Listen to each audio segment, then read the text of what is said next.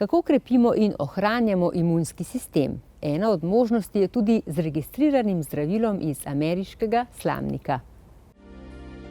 Ja, pozdravljeni. Seveda, ko govorimo o imunski odpornosti, imunskem sistemu, imamo predvsem v mislih močan imunski sistem.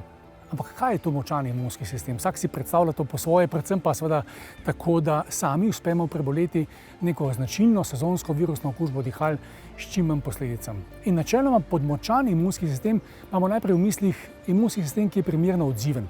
To pomeni, da se odzove pravočasno, ne premočno, kar tudi vodi k močnim simptomom, in ne preblago, kar pa pomeni, da seveda ne uspe dobro upraviti z mikrobi, ki povzročajo težave potem na dihalih in nam grenijo življenje. Skratka, težava, imunski sistem, ki se ne odzove pravočasno, je nekaj, kar želimo preprečiti tudi seveda z mnogimi ukrepi, predvsem na naši strani, tisto, kar lahko naredimo sami.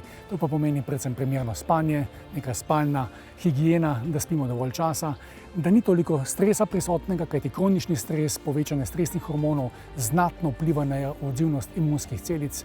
Potem seveda kajenje, ki, kot vemo, lahko tudi povzroča težave z dihali, pa potem hormonske spremembe, primerna hrana in pa ne navsezadnje nekaj, na kar ne moremo prav vplivati, je pa seveda starostni razvoj. Pri otrocih vemo, da se imunski sistem šele dobro uči, pri starejši generaciji, zlati generaciji, da rečemo, pa imunski sistem včasih ne odreagira tako pravočasno in tako, kot bi bilo potrebno.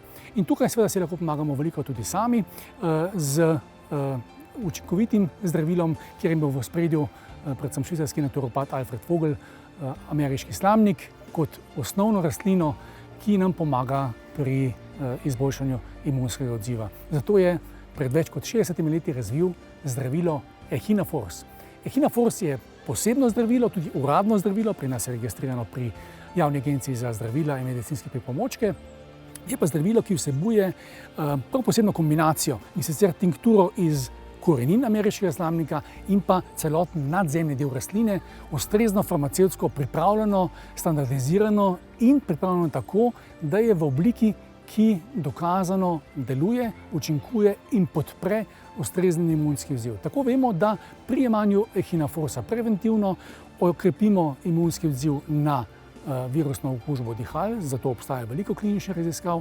Na drugi strani vemo, da je imunski odziv primeren, ni preblag, ni premočan. Tudi ta imunomodulatorni učinek, kot mu pravimo, je pri Echinaforsu dokazan. In tretji zelo pomemben del delovanja Echinaforsa je, da je dejansko zdravilo, ki zmanjša pogostnost zapletov pri značilni virusni okužbi dihal, ki se kažejo lahko kot bronhitis, sinusitis, pri otrocih vnetje srednjega ušesa ali pa pri starejših mnogokrat pljučnice. Skratka, to so področja uporabe zdravila Echinafors, ki ga lahko uporabljamo preventivno.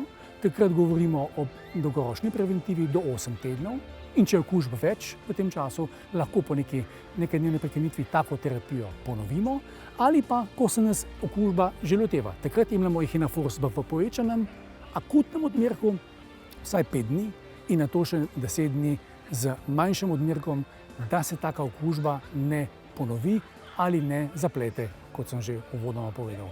Skratka, Echinafors že 60 let preizkušeno krepi imunski odziv in nam pomaga pri boju proti virusu.